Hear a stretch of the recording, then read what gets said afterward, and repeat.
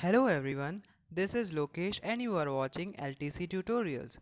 So today's video is the last video on the topic atoms and molecules. Let's just recall what we had studied in the last two parts. We discussed about the laws of chemical combinations, atoms, what are atomic mass, relative atomic masses. We discussed about atomic mass units, molecules, atomicity, ions, and at last we discussed about how to write the chemical formulas of compound. Today in the last part of this video we will learn about the rest of the headings.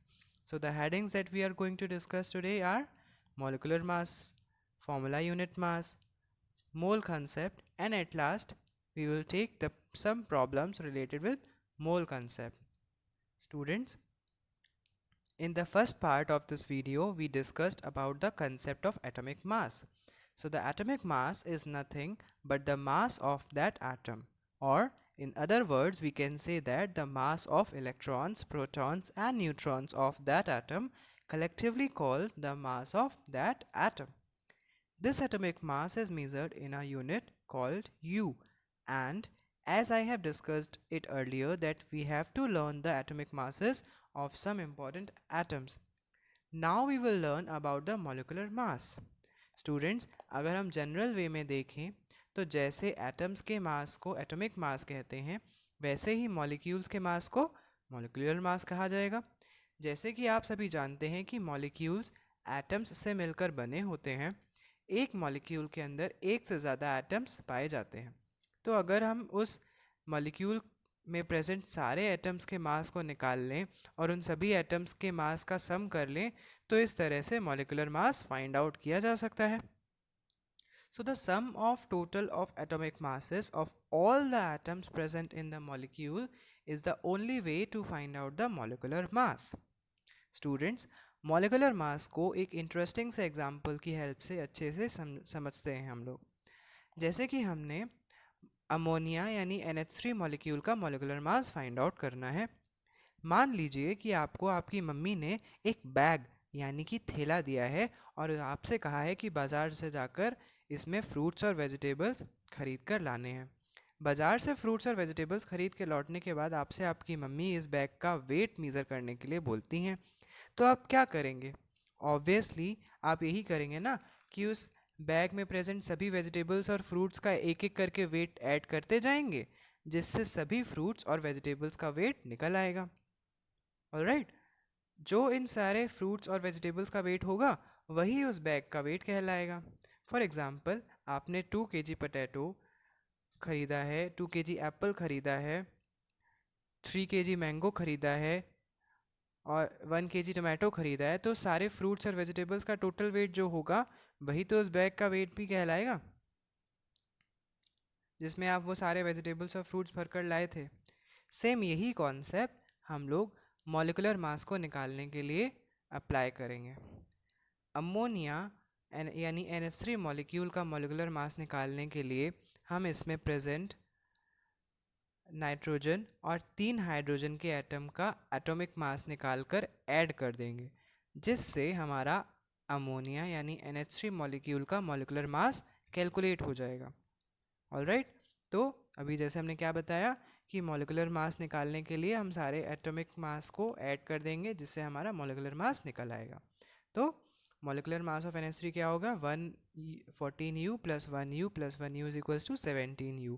तो NH3 molecule का molecular mass कितना आ गया? 17U। इसी तरीके से हम लोग H2O molecule का भी मॉलिक्यूलर मास निकाल सकते हैं। तो वो कैसे निकाला जाएगा? हम लोग H का एटॉमिक मास निकालेंगे जो होता है 1 यूनिट, O का एटॉमिक मास क्या होता है? 16 यूनिट। ये सारे सब हमें याद करने पड़ेंगे। तो मॉलिक्यूल्स ऑफ H2O क्या हो जाएगा? मॉलिक्यूलर मास ऑफ H2O क्या हो जाएगा? 1 यूनिट + 1 यूनिट + 16 यूनिट। 2 बार 1 यूनिट को क्यों ऐड किया गया है? क्योंकि H जो है यहाँ पे 2 बार आया है, तो इसलिए इनका मॉलिक्यूलर मास क्या हो जाएगा? 18 यूनिट। अब इसी तरीके से हम लोग HNO3 का मॉलिक्यूलर मास निकालेंगे।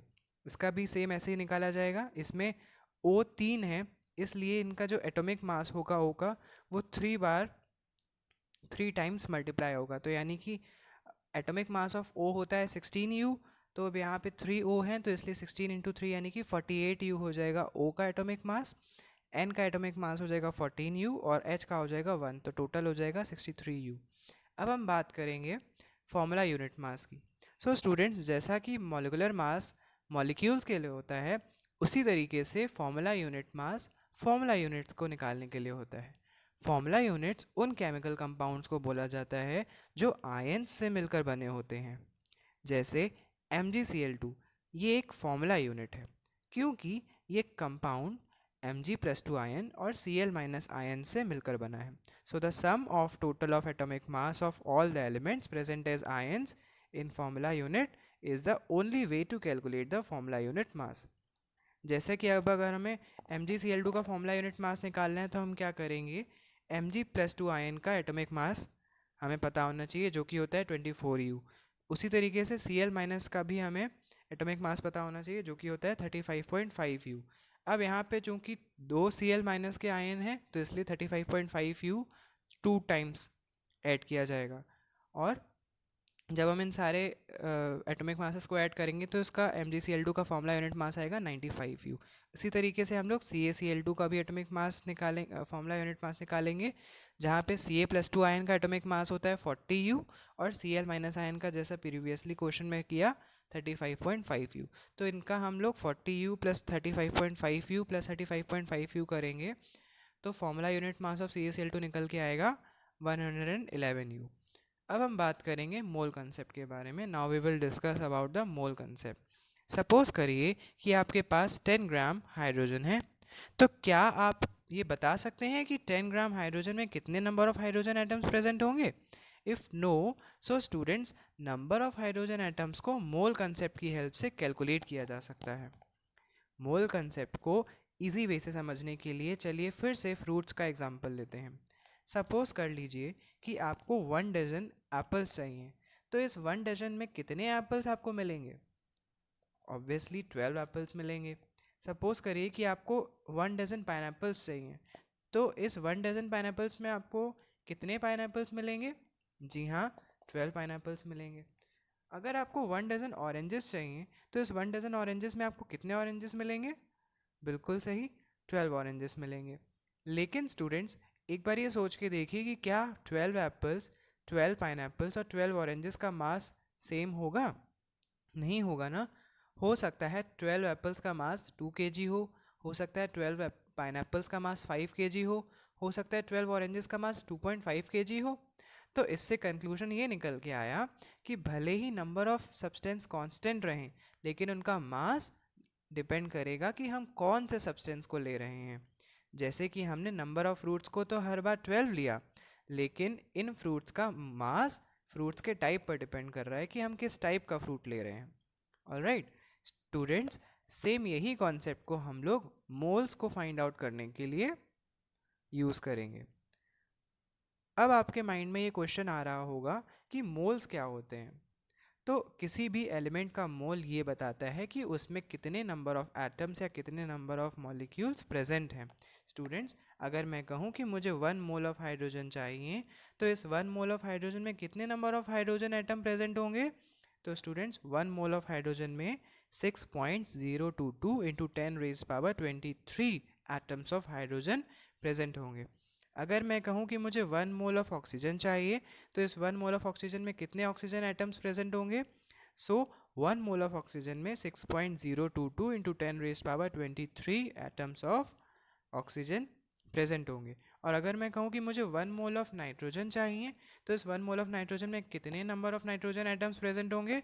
सो इसमें 1 मोल ऑफ नाइट्रोजन में 6.022 into 10⁻23 atoms of nitrogen present होंगे। सो स्टूडेंट्स, आप एक बात बताइए कि इन एग्जाम्पल्स में, यानी कि हाइड्रोजन, ऑक्सीजन और नाइट्रोजन के एग्जाम्पल में, जो number of atoms of hydrogen, oxygen और नाइट्रोजन थे वो तो सेम थे, यानी कि सभी में 6.022 इंटू 10⁻23 एटम्स प्रेजेंट थे। तो क्या हाइड्रोजन, ऑक्सीजन और नाइट्रोजन का मास सेम होगा? So the answer is no dear students. जैसा कि हम अभी थोड़ी देर पहले भी ये डिस्कस करके आए हैं ना कि नंबर ऑफ सब्सटेंसेस सेम होने से ये ज़रूरी नहीं है कि उनका मास भी सेम हो जाए। Now the question arises कि 1 mole of hydrogen, 1 mole of oxygen और 1 mole of nitrogen का मास क्या होगा? So 1 mole of hydrogen जिसमें कि 6.022 into 10 raised power 23 atoms of hydrogen present हैं, इसका मास 1 ग्राम होगा. 1 ग्राम इसलिए होगा क्योंकि हाइड्रोजन का एटॉमिक मास 1 यूनिट होता है. 1 मोल ऑफ ऑक्सीजन जिसमें 6.022 into 10 raised power 23 atoms of oxygen present हैं, इसका मास 16 ग्राम्स होगा. क्यों? क्योंकि ऑक्सीजन का एटॉमिक मास 16 यूनिट्स होता है. उसी तरीके से नाउ डियर स्टूडेंट्स, समवेयर आपके माइंड में ये क्वेश्चन ज़रूर आ रहा होगा कि ये 6.022 into 10 raised power 23 एटम्स ही क्यों लिए जा रहे हैं. What does this number stands for? So students, ये एक फिक्स्ड वैल्यू होती है और ये एक एक्सपेरिमेंटली ऑब्टेन्ड वैल्यू है. इस 6.022 into 10 रेज पावर 23 को एवोगैड्रो कांस्टेंट या एवोगैड्रो नंबर कहा जाता है, क्योंकि इस फिक्स्ड नंबर के बारे में बताने वाले जो साइंटिस्ट थे उनका नाम था एमेडियो एवोगैड्रो. इन्हीं के नाम से इस नंबर को इंडिकेट किया जाता था. जिस तरह से 1 डजन में 12 क्वांटिटीज़ होती हैं, उसी तरीके से एवोगैड्रो ने बताया कि किसी सब्सटेंस के 1 मोल में 6.022 into 10 raised power 23 number of substance पाए जाते हैं. Now students, the mass of 1 mole of any element और any molecule is referred to as its molar mass. We can define molar mass as the atomic mass or molecular mass of any substance expressed in terms of grams is called molar mass.